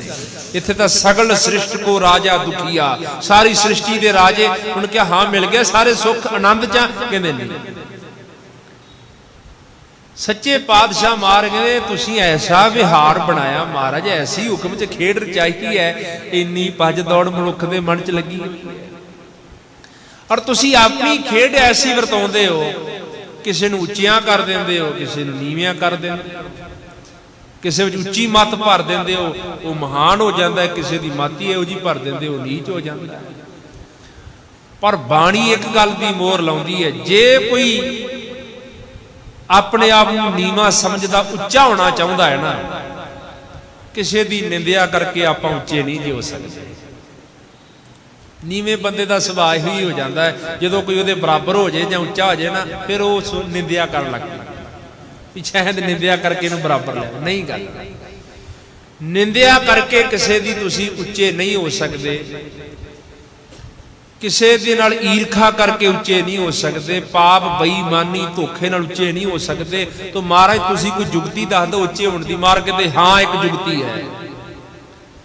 ਸੱਚੇ ਪਾਤਸ਼ਾਹ ਕਹਿੰਦੇ ਤੂੰ ਜੇ ਅੱਤ ਦਾ ਨੀਚ ਵੀ ਹੈ, ਨੀਵਾਂ, ਤੈਨੂੰ ਜੇ ਕੋਈ ਵੀ ਨਹੀਂ ਨਾ ਜਾਣਦਾ, ਤੂੰ ਗੁਰੂ ਦੇ ਕਹੇ ਦੇ ਇੱਕ ਕੰਮ ਕਰ ਲੈ, 4 ਕੁੰਟਾਂ ਚ ਤੇਰੀ ਜੈ ਜੈਕਾਰ ਹੋ ਜਾਏਗੀ। ਤੂੰ ਬਾਣੀ ਕਹਿੰਦੀ ਜਿਸ ਨੀਚ ਕੋ ਕੋਈ ਨਾ ਜਾਣੈ, ਨਾਮ ਜਪਤ ਉਹ 4 ਕੁੰਟ ਮੰਨੈ। ਜਿਸ ਨੀਵੇਂ ਬੰਦੇ ਨੂੰ ਇੱਕ ਮਨੁੱਖ ਵੀ ਸੰਸਾਰ ਦਾ ਸਤਿਕਾਰ ਨਹੀਂ ਦਿੰਦਾ, ਜਾਣਦਾ ਨਹੀਂ ਹੈ, ਗੁਰੂ ਕਹਿੰਦਾ ਤੂੰ ਪ੍ਰਮਾਤਮਾ ਦੇ ਨਾਮ ਨਾਲ ਜੁੜ ਜਾ, 4 ਕੁੰਨਾਂ ਤੇਰੇ ਪੈਰਾਂ ਵਿੱਚ ਆ ਕੇ ਡਿੱਗ ਪੈਣਗੇ, 4 ਕੁੰਨ। ਤੇ ਜੇ ਦੂਜੇ ਪਾਸੇ ਮਾਰੇ ਕਹਿੰਦੇ ਨੇ ਕਿ ਜੇ ਕਿਸੇ ਬੰਦੇ ਦੀ ਉਮਰ ਇੰਨੀ ਹੋ ਜੇ, ਜੇ ਜੁਗ 4 ਯਾਰ ਜਾ, 4 ਯੁੱਗ ਕਿਸੇ ਦੀ ਉਮਰ ਹੋ ਜਾਏ, ਹੋਰ ਤਸੂਣੀ ਹੋਏ, 10 ਗੁਣਾ ਹੋਰ ਵੀ ਵੱਧ ਜਾਏ, ਨਵਾਂ ਖੰਡਾਂ ਵਿੱਚ ਜਾਣੀਏ, ਨਾਲ ਚੱਲੇ ਸਭ ਕੋਏ। ਇੱਕ ਪਿੰਡ ਦੀ ਗੱਲ, ਦੇਸ਼ ਦੀ ਗੱਲ ਨਹੀਂ, 9 ਖੰਡਾਂ 'ਚ ਬੰਦੇ ਦੀ ਜਾਣ ਪਛਾਣ ਹੋ ਜੇ, 9 ਖੰਡਾਂ 'ਚ ਉਹਦੀ ਜੈ ਜੈਕਾਰ ਹੋਵੇ। ਸਾਰੇ ਲੋਕ ਉਹਦੇ ਜਿੱਥੇ ਉਹ ਲੰਘ ਜਾਏ ਸਭ ਉਹਦੇ ਪਿੱਛੇ ਲੱਗ ਪੈਣ। ਚੰਗਾ ਨਾਉ ਰਖਾਏ ਕੈ ਜਸ ਕੀਰਤ ਜਗ ਲੈ, ਬਹੁਤ ਵੱਡਾ ਮਹਾਨ ਨਾਂ ਹੋ ਜਾਏ, ਬੜੀ ਕੀਰਤੀ ਹੋਵੇ, ਬੜੀ ਸ਼ੋਭਾ ਹੋਵੇ। ਪਰ ਬਾਣੀ ਕਹਿੰਦੀ ਜੇ ਤਿਸ ਨਜ਼ਰ ਨਾ ਆਵਈ ਤਾਂ ਬਾਤ ਨਾ ਪੁੱਛੇ ਕਿ ਰੱਬ ਦੇ ਘਰ ਚ ਕੱਖ ਕੀਮਤ ਨਹੀਂ ਪੈਂਦੀ, ਕੋਈ ਨਹੀਂ ਪੁੱਛੇਗਾ। ਜੇ ਤੂੰ ਵਾਹਿਗੁਰੂ ਦੀ ਨਜ਼ਰ ਤੋਂ ਵਾਂਝਾ ਰਹਿ ਗਿਆ, ਜੇ ਤੂੰ ਪ੍ਰਮਾਤਮਾ ਦੀ ਦ੍ਰਿਸ਼ਟੀ ਵਿੱਚ ਨਹੀਂ ਆਇਆ, ਜੇ ਤੂੰ ਉਹਨੂੰ ਭਾ ਜਾਏਗਾ ਤਾਂ ਮਾਰ ਕਹਿੰਦੇ ਜਿਸ ਨੀਚ ਨੂੰ ਕੋਈ ਨਹੀਂ ਜਾਣਦਾ ਦੁਨੀਆ ਉਹਦੀ ਪੂਜਾ ਕਰੇਗੀ। ਦੇਖ ਲਈਏ ਪੜ੍ਹ ਕੇ ਜੀਵਨ ਭਗਤ ਕਬੀਰ ਜੀ ਦਾ, ਨਾਮਦੇਵ ਜੀ ਦਾ, ਰਵਿਦਾਸ ਜੀ ਦਾ। ਜੇ ਆਪਾਂ ਬਾਹਰ ਦੇ ਹਾਲਾਤ ਦੇਖੀਏ, ਇੰਨੀ ਗਰੀਬੀ ਆਤੀ, ਪਰ ਐਸਾ ਪ੍ਰਭੂ ਦੇ ਨਾਮ ਦਾ ਜਪ ਕੀਤਾ, ਸਾਰੀ ਸ੍ਰਿਸ਼ਟੀ ਪੂਜਾ ਕਰ ਰਹੀ। ਗੁਰੂ ਗ੍ਰੰਥ ਸਾਹਿਬ ਵਿੱਚ ਉਹਨਾਂ ਨੂੰ ਅੱਜ ਥਾਂ ਮਿਲੀ ਹੈ। ਜਿੰਨੇ ਸਿੱਖ ਅੱਜ ਗੁਰੂ ਗ੍ਰੰਥ ਸਾਹਿਬ ਨੂੰ ਮੱਥਾ ਟੇਕ ਰਹੇ, ਸਮਝੋ ਅੱਜ ਉਹਨਾਂ ਦੇ ਚਰਨਾਂ ਤੇ ਸਾਡਾ ਸਿਰ ਝੁਕ ਰਿਹਾ। ਤੇ ਕਿਤੇ ਭਗਤ ਰਵਿਦਾਸ ਚੌਂਕ ਵਿੱਚ ਬਹਿੰਦਾ ਸੀ, ਕੰਮ ਕੀ ਕਰਦੇ ਆ? ਜੁੱਤੀਆਂ ਗੰਢਣ। ਵੈਸੇ ਜੁੱਤੀਆਂ ਗੰਢਣ ਵਾਲੇ ਕਿੰਨੇ ਐ ਸੰਸਾਰ ਤੇ, ਕਿੰਨਾ ਕੁ ਵਿਚਾਰੇ ਨੂੰ ਕੋਈ ਸਤਿਕਾਰ ਦਿੰਦਾ ਹੈ? ਕੋਈ ਮਾਣ ਇੱਜ਼ਤ? ਆਪਣੀ ਜੁੱਤੀ ਲਾ ਕੇ ਆਪਾਂ ਅਗਲੇ ਦੇ ਹੱਥ 'ਚ ਫੜਾ ਦਿੰਦੇ, ਹੈ ਕੋਈ ਮਾਣ ਸਤਿਕਾਰ? ਕੌਣ ਕਿਸੇ ਦੀ ਜੁੱਤੀ ਨੂੰ ਹੱਥ ਲਾਉਂਦਾ? ਪਰ ਉਹਦੀ ਕਿਰਤ ਐਸੀ, ਇਹੋ ਹੀ ਉਹਨੂੰ ਮਾਣ ਮਿਲਦਾ। ਪਰ ਭਗਤ ਰਵਿਦਾਸ ਜੀ ਨੇ ਕੇਵਲ ਜੁੱਤੀਆਂ ਨਹੀਂ ਗੰਢੀਆਂ, 5-7 ਮਿੰਟ ਵਿੱਚ ਜਦੋਂ ਕਿਸੇ ਦੀ ਜੁੱਤੀ ਗੰਢੀ, ਨਾਲ ਉਹਦੀ ਟੁੱਟੀ ਹੋਈ ਸੁਰਤ ਵੀ ਪ੍ਰਮਾਤਮਾ ਨਾਲ ਗੰਢ ਦਿੱਤੀ। ਦੋ ਕੰਮ ਕੀਤੇ। ਵੱਡੇ ਵੱਡੇ ਧਾਰਮਿਕ ਬੰਦੇ ਕਈ ਵਾਰ ਧਰਮ ਨੂੰ ਧੰਦਾ ਬਣਾ ਦਿੰਦੇ ਐ, ਪਰ ਭਗਤ ਰਵਿਦਾਸ ਵਰਗੇ ਭਗਤ, ਉਹਨਾਂ ਨੇ ਆਪਣੇ ਧੰਦੇ ਨੂੰ ਵੀ ਧਰਮ ਬਣਾ ਲਿਆ। ਤੇ ਅੱਜ ਜਿੰਨੀ ਵੀ ਸ੍ਰਿਸ਼ਟੀ ਗੁਰੂ ਗ੍ਰੰਥ ਸਾਹਿਬ ਨੂੰ ਝੁਕ ਰਹੀ ਹੈ, ਸਮਝੋ ਇਹ ਸਿਰ ਭਗਤ ਰਵਿਦਾਸ ਦੇ ਚਰਨਾਂ ਵਿੱਚ ਵੀ ਝੁਕ ਰਿਹਾ, ਕਿਉਂਕਿ ਉਹਨਾਂ ਦੀ ਬਾਣੀ ਹੈ ਗੁਰੂ ਗ੍ਰੰਥ ਸਾਹਿਬ। ਤਾਂ ਕਿੱਡਾ ਮਾਣ ਮਿਲਿਆ, ਕਿੱਡਾ ਸਤਿਕਾਰ ਮਿਲਿਆ। ਜਿਸ ਨੀਚ ਕੋ ਕੋਈ ਨਾ ਜਾਣੈ, ਨਾਮ ਜਪਤੋ ਚੌਂਕੁਟ ਮਾਨੈ। ਜਿਸ ਨੂੰ ਕੋਈ ਵੀ ਨਹੀਂ ਜਾਣਦਾ, ਹੇ ਪ੍ਰਭੂ ਤੇਰਾ ਨਾਮ ਇੰਨਾ ਮਹਾਨ ਹੈ, ਇੰਨਾ ਉੱਚਾ ਚੁੱਕ ਦਿੱਤਾ ਤੂੰ ਕੁਛ। ਉਹ ਸੱਚੇ ਪਾਤਸ਼ਾਹ ਤੁਹਾਡੀਆਂ ਖੇਡਾਂ ਹਨ, ਇਹ ਤੁਹਾਡੀਆਂ ਹੁਕਮੇ ਅਣਕ ਰੰਗ ਪ੍ਰਕਾਰ। ਹੁਕਮ ਵਿੱਚ ਮਹਾਰਾਜ ਤੁਸੀਂ ਅਨੇਕਾਂ ਪ੍ਰਕਾਰ ਦੀ ਰਾਜਸੀ, ਤਾਮਸੀ, ਸਾਤਕੀ, ਰਜੋ ਗੁਣੀ, ਤਮੋ ਗੁਣੀ, ਸਤੋ ਗੁਣੀ, ਕਿੰਨੇ ਪ੍ਰਕਾਰ ਦੀ ਪਾਤਸ਼ਾਹ, ਕਿੰਨੇ ਰੰਗਾਂ ਦੀ ਸ੍ਰਿਸ਼ਟੀ ਸਾਜੀ ਹੈ, ਕਿੰਨੇ ਤਰ੍ਹਾਂ ਦੇ ਜੀਵ ਸਾਜੇ ਹੈ, ਕੈਸੇ ਕੈਸੇ ਨਏ ਨਕਸ਼ ਬਣਾਏ, ਸਭ ਦੇ ਵੱਖੋ ਵੱਖਰੇ ਜੀ। ਕਰ ਕਰ ਦੇਖੈ ਆਪਣੀ ਵਡਿਆਈ, ਨਾਨਕ ਸਭ ਮਹਿ ਰਹਿਆ ਸਮਾਏ। ਇਹ ਅਕਾਲ ਪੁਰਖ ਵਾਹਿਗੁਰੂ ਪ੍ਰਮਾਤਮਾ ਪਰਮੇਸ਼ਰ ਜੀ, ਤੁਸੀਂ ਆਪਣੀ ਵਡਿਆਈ, ਆਪਣੀ ਇੱਛਾ ਅਨੁਸਾਰ ਮਹਾਰਾਜ ਤੁਹਾਡੀ ਇਹ ਵਡਿਆਈ ਹੈ। ਆਪਣੀ ਇੱਛਾ ਅਨੁਸਾਰ ਤੁਸੀਂ ਇਹ ਸਾਰੀ ਸ੍ਰਿਸ਼ਟੀ ਪੈਦਾ ਕੀਤੀ ਤੇ ਆਪ ਹੀ ਫਿਰ ਦੇਖ ਰਹੇ ਹੋ, ਸਾਰੇ ਸਭ ਨੂੰ ਆਪ ਹੀ ਪੈਦਾ ਕੀਤਾ ਹੈ। ਕੈਸੀ ਤੁਹਾਡੀ ਵਡਿਆਈ, ਆਪ ਹੀ ਸਾਰਿਆਂ ਨੂੰ ਦੇਖ ਰਹੇ ਹੋ, ਆਪ ਹੀ ਸਾਰਿਆਂ ਦੇ ਵਿੱਚ ਬੈਠੇ ਹੋ, ਗੁਪਤ ਹੋ ਕਰਕੇ ਦੇਖ ਰਹੇ ਹੋ ਮਨੁੱਖ ਕੀ ਕੁਝ ਕਰ ਰਿਹਾ ਹੈ, ਕਿੰਨੀ ਮੈਂ ਵੀ ਰੱਟ ਲਾ ਰਿਹਾ। ਪ੍ਰਮਾਤਮਾ ਦੇਖਦਾ ਹੈ, ਤੈਨੂੰ ਤੇ ਮੈਂ ਰਚਿਆ ਹੈ, ਰਚਣ ਵਾਲਾ ਤੇ ਤੈਨੂੰ ਸਾਰੀ ਸੱਤਾ ਸਮਰਤੀ ਤਾਂ ਉਹਦੇ ਤੋਂ ਆ ਰਹੀ ਹੈ। ਮਨੁੱਖ ਐਵੇਂ ਹੰਕਾਰ ਦੀ ਪੌੜੀ ਚੜਿਆ ਹੋਇਆ ਬਹੁਤ ਵੱਡੀ, ਵੀ ਮੈਂ ਕੁਝ ਕਰਦਾ। ਤੋ ਬਾਣੀ ਕਹਿੰਦੀ ਜਬ ਲਗ ਮੇਰੀ ਮੇਰੀ ਕਰੈ, ਤਬ ਲਗ ਕਾਜ ਏਕ ਨਹੀਂ ਸਰੇ। ਜਿੰਨਾ ਚਿਰ ਬੰਦਾ ਮੈਂ ਕਰੀ ਜਾਏਗਾ, ਇਹਦੇ ਕਾਰਜ ਨਹੀਂ ਰਾਸ ਹੋਣਗੇ, ਨਹੀਂ ਜੀਵਨ ਸਫਲ ਹੋਏਗਾ। ਪਰ ਜਬ ਮੇਰੀ ਮੇਰੀ ਮਿਟ ਜਾਏ, ਤਬ ਪ੍ਰਭ ਕਾਜ ਸਵਾਰੇ ਆਏ। ਜਦੋਂ ਮੈਂ ਮੇਰੀ ਮਿਟ ਜਾਏਗੀ, ਪ੍ਰਮਾਤਮਾ ਆਪ ਤੇਰੇ ਕਾਰਜ ਆ ਕੇ ਸਵਾਰੇਗਾ, ਆਪ ਤੇਰੇ ਕਾਰਜ ਰਾਸ। ਜਦੋਂ ਤੂੰ ਮੈਂ ਨੂੰ ਪਾਸੇ ਕਰਕੇ ਤੂੰ ਦਾ ਜਪ ਕਰੇਗਾ, ਫਿਰ ਜੋ ਜਨ ਤੁਮਰੀ ਭਗਤ ਕਰਨ ਤੇ ਤਿਨਕੇ ਕਾਜ ਸਵਾਰ, ਉਹਨਾਂ ਦੇ ਕਾਰਜ ਫਿਰ ਤੁਸੀਂ ਆਪ ਸਵਾਰਦੇ ਹੋ। ਤੁਮਾਰਾ ਸੱਚੇ ਪਾਤਸ਼ਾਹ ਇਹ ਬਖਸ਼ਿਸ਼ ਕਰਦੇ ਐ ਕਿ ਵਾਹਿਗੁਰੂ ਇਹ ਤੁਹਾਡੀ ਕੈਸੀ ਵਡਿਆਈ ਕੌਤਕਾ ਕਿ ਤੁਸੀਂ ਆਪ ਹੀ ਇਹ ਸਾਰੀ ਸ੍ਰਿਸ਼ਟੀ ਨੂੰ ਰਾਜ ਕੇ ਆਪ ਫਿਰ ਸਾਰਿਆਂ ਨੂੰ ਦੇਖ ਰਹੇ। ਇੱਕ ਵੀ ਐਸਾ ਨਹੀਂ ਹੈ ਜਿਹੜਾ ਇਹ ਕਹਿੰਦਾ ਵੀ ਮੈਨੂੰ ਕਿਹੜਾ ਪ੍ਰਮਾਤਮਾ ਦੇਖਦਾ ਹੋਏਗਾ, ਸਭ ਨੂੰ ਦੇਖਦੇ ਆ। ਔਰ ਉਹ ਦੇਖ ਵੀ ਅੰਦਰੋਂ ਰਿਹਾ, ਆਪਾਂ ਬਾਹਰੋਂ ਦੇਖਦੇ ਆ। ਆਪਾਂ ਕੀ ਦੇਖ ਲਾਂਗੇ? ਬੰਦੇ ਦਾ ਬਾਹਰੋਂ ਰੂਪ ਰੰਗ ਦੇਖ ਲਓਗੇ, ਕੱਪੜੇ ਦੇਖ ਲਾਂਗੇ ਕੈਸੇ, ਨੈ ਨਕਸ਼ ਕੈਸੇ, ਬੋਲ ਚਾਲ ਦੇਖ ਲਾਂਗੇ ਉਹਦਾ ਕੈਸਾ ਹੈ, ਬਾਹਰੋਂ ਉਹਦੀ ਧਨ ਦੌਲਤ ਦੇਖ ਲਾਂਗੇ, ਕਿੰਨੀ ਇਹਦੀ ਪ੍ਰਭਤਾ ਕਿੰਨੀ ਹੈ, ਇਹਦੀ ਪ੍ਰਾਪਰਟੀ ਕਿੰਨੀ ਹੈ, ਉਹ ਕੁਝ ਦੇਖ ਲਾਂਗੇ। ਇਹ ਵਾਹਿਗੁਰੂ ਤੂੰ ਮਨੁੱਖ ਨੂੰ ਅੰਦਰੋਂ ਦੇਖਦਾ ਹੈ, ਅੱਗੋਂ ਦੇਖੇ ਪਿੱਛੋਂ ਦੇਖੇ ਤੁਝ ਤੇ ਕਹਾਂ ਛੁਪਾਵੇ। ਤੂੰ ਮੈਨੂੰ ਅੱਗੋਂ ਵੀ ਦੇਖ ਰਿਹਾ, ਕੋਈ ਮੈਨੂੰ ਰਾਹ ਹੀ ਨਹੀਂ ਲੱਭਦਾ ਤੇਰੇ ਕੋਲ ਕਿਵੇਂ ਲੁਕਾ। ਇਹ ਦੁਨੀਆ ਤੋਂ, ਸੰਸਾਰ ਤੋਂ ਤਾਂ ਮੈਂ ਲੱਖ ਪਰਦੇ ਪਾ ਸਕਦਾ ਹਾਂ, पर कोई ऐसा पढ़दा नहीं जिहड़ा तेरे अगे कर दिया, तू तो अंदर बैठा सब कुछ देखी जा।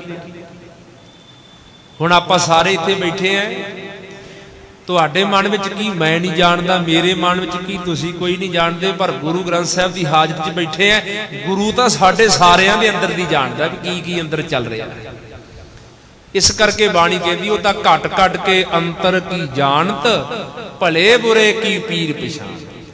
वो जानदा है भाई तेरे च किन्नी क भलाई है ते किन्नी क बुराई है, उन्होंने सब पता, किन्ने गुण ते किन्ने औगण हैं, किन्ने पाप किन्ने पुण्य हैं, किन्ना माड़ा सोचिया किन्ना चंगा सोचा, वो सब कुछ जानता अंदर, एक एक खिण दा उन्होंने पता है।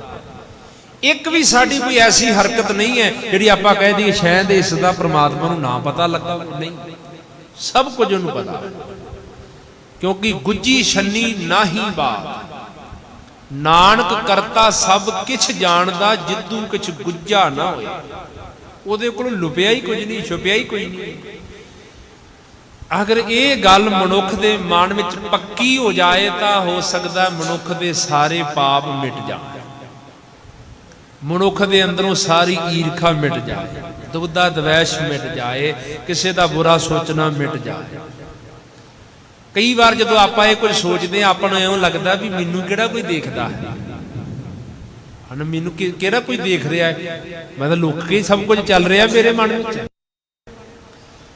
जो मनुख पाप करता, पाप तो हमेशा ही बंदा छुपा के करता, उदों मनुख भुल जाता है मैं छुपाया है, पर उहदे तो नहीं छुपिया, उन्होंने पता है, उन्हें देख लिया भी। उहदे घर विच एक दिन यार होएगा, नंगा होएगा पाप, धर्म राय जब लेखा मंग है, क्या मुख लेके जाएगा। फरीदा जिन्नी कमी नाहे गुण ते कमड़े विसार, मत शर्मिंदा थी वही साईं दे दरबार। मार कहते यहो जिहे कर्म ना कर, आ माड़े काम छड़ दे, शर्मिंदिया होना पैना रब दे घरे। उते नीवी पा के खलोता रहेगा, जो कहणगे भी सब कुछ तू ही कीता है। जिवें हुण भी कोई बंदा नहीं मनदा ते हुण टैक्नोलॉजी है, वीडियो चलदी, अगला वीडियो दिखांदा तू ही है, फिर बंदा नीवी पा रब दे घर भी तो ऐसी एक चलेगी खेड, वो कहेगा देख ला सारा तेरे कर्मां दा नक्शा ही है। तो भगत जी कहते उहदे शर्मिंदियां नूं नीवी पा के खड़े छड़ दे। फरीदा जे तू अकल लतीफ, काले लिख ना लेख, अपने गिरीवान में सिर नीवा कर देख। देख जे परमात्मा ने शरीर दिता कर्मां दी खेती बीजन वास्ते, काले लेख ना लिख के चले, सारी काल खी ना लिख के ले जा। कुछ चिट्टे कर्म कर, कुछ सफेद कर्म कर, गुरु दे ज्ञान विच कर्म कर, गुरु तो सोझी लैके चल। गुरु अमरदास महाराज ने भी मनुख नूं सचेत किया है भी तू जो कुछ भी काम कर्म कर रहा है ना, परिवार बदले करदा है ना, बच्चियां बदले कर रहा, माड़े भी पाप भी करदा तो इन्हां लई है। तो महाराज की कहते ए मन प्यारिया तू सदा सच समाले, एहो कुटंब तू जे देखदा, चले नाही तेरे नाले, साथ तेरे चले नाही, तिस नाल क्यों चित लाईऐ, ऐसा कम मूले ना कीचै, जित अंत पछो ताईऐ। तू छड़ दे मार कहते पछतावना पै जाएगा। राम सिमर पछताहेगा मन, पापी जीरा लोभ करत है, आज काल उठ जाएगा। तो सच्चे पातशाह महाराज इत्थे भी ये बख्शिश कर रहे हैं, ए वाहिगुरु तू ऐसी सारी ये रच के सृष्टि पर सारी नूं देख रहा, नानक सब में रहा समाई, तू सारियां विच समाया होया, तू सारियां विच ही रमिया होया, सब विच तेरी जोत है, सब तेरी सत्ता नाल ही चल रहा है, सब तेरी खेड है। क्योंकि करण कारण प्रभ एक है, तू सरनाई दूजा कोई नहीं है, ये सब कुछ तू करन कराउण वाला है। इस अष्टपदी विच महाराज हुण अगलियां पौड़ियां पदियां विच भी महाराज यही दसणगे। महाराज ने गल चुनी है कि मनुख दी मैं मिट जाए, हौं मिट जाए, ते मनुख तू नाल जुड़ जाए, परमात्मा नाल जुड़ जाए, हम नूं छड्ड के ते अकाल पुरख दा पल्ला फड़े, अपनी मैं नूं छड्ड दे। तो महाराज ने इस शब्द दे राहीं बड़ियां चोटां मारियां मनुख दी मैं नूं, हंकार नूं मिटाउण वास्ते, कि इहदी जिंदगी चों हंकार दूर होवे ते निरंकार प्रगट होवे, तां जो इहदा आया संसार ते सफल हो जाए। सतगुरु दा उपदेश बड़ा गाध बोध है, बड़ी तुच्छ जी बुद्धि नाल बेनती कीती, बड़ियां भुल्लां हो जांदियां। गुरु ग्रंथ साहिब महापुरख संगता बख्शना बख्श लैना।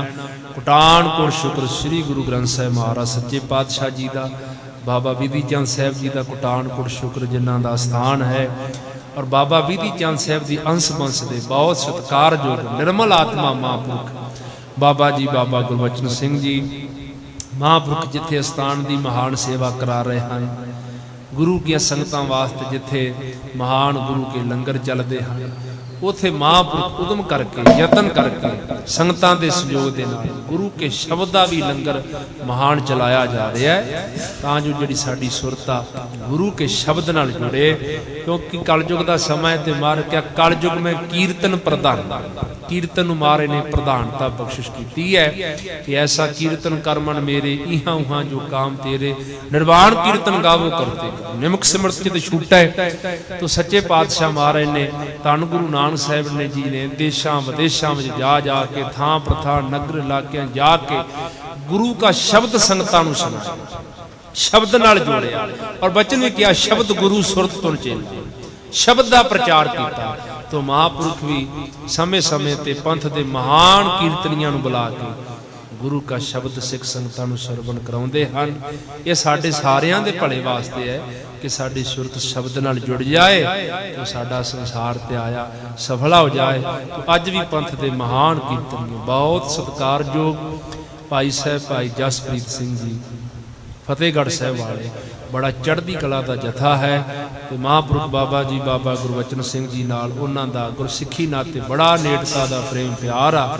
ਉਹ ਆਪ ਸਿੰਘ ਸੰਗਤਾਂ ਨੂੰ ਕੀਰਤਨ ਸਰਵਣ ਕਰਾਉਣਗੇ। ਸੰਗਤਾਂ ਨੂੰ ਬੇਨਤੀ ਇਸੇ ਤਰ੍ਹਾਂ ਪਿਆਰ ਸਤਿਕਾਰ ਨਾਲ ਸੱਜ ਕੇ ਆਪ ਗੁਰੂ ਕੀ ਬਾਣੀ ਦਾ ਕੀਰਤਨ ਸੁਣ ਕੇ ਲਾਹਾ ਪ੍ਰਾਪਤ ਕਰੀਏ। ਭੁੱਲਾਂ ਚੁੱਕਾਂ ਦੀ ਮਾਫੀ। ਵਾਹਿਗੁਰੂ ਜੀ ਕਾ ਖਾਲਸਾ ਵਾਹਿਗੁਰੂ ਜੀ ਕੀ ਫਤਿਹ।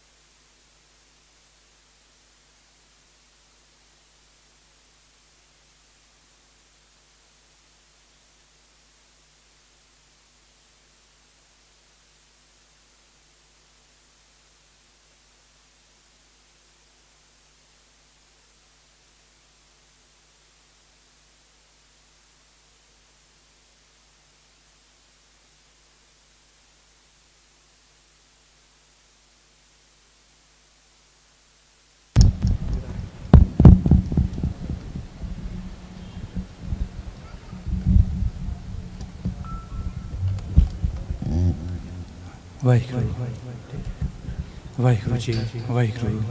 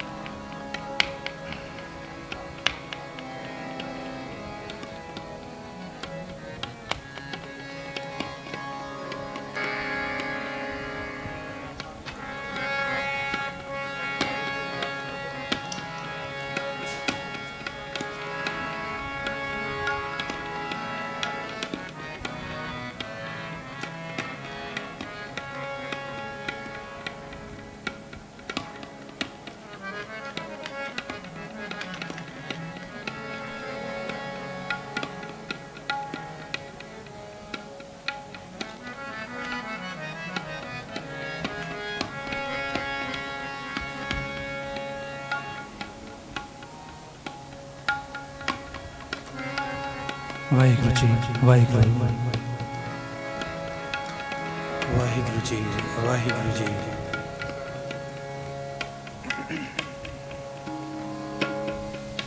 ਵਾਹਿਗੁਰੂ ਜੀ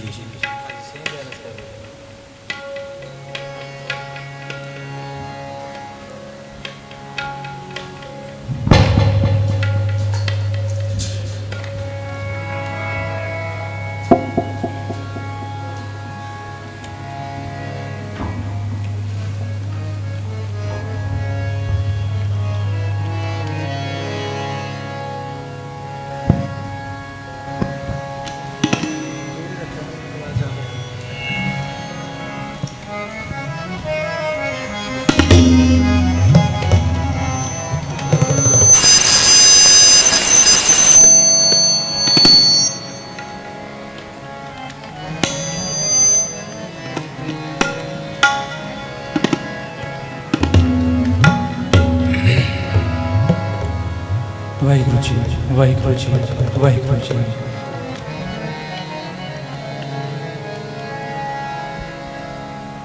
ਗੁਰੂ ਪਿਆਰੀ ਸਾਧ ਸੰਗਤ ਜੀ, ਸਭ ਤੋਂ ਪਹਿਲਾਂ ਰਸਨਾ ਨੂੰ ਕਰੋ ਪਵਿੱਤਰ, ਗੱਜ ਕੇ ਬੁਲਾਓ ਵਾਹਿਗੁਰੂ ਜੀ ਕਾ ਖਾਲਸਾ ਵਾਹਿਗੁਰੂ ਜੀ ਕੀ ਫਤਿਹ। ਅਸੀਂ ਬਹੁਤ ਭਾਗਾਂ ਵਾਲੇ ਹਾਂ ਕਿ ਸਾਨੂੰ ਇਸ ਸਥਾਨ ਤੇ ਕੀਰਤਨ ਕਰਨ ਦਾ ਮੌਕਾ ਮਿਲਿਆ ਹੈ।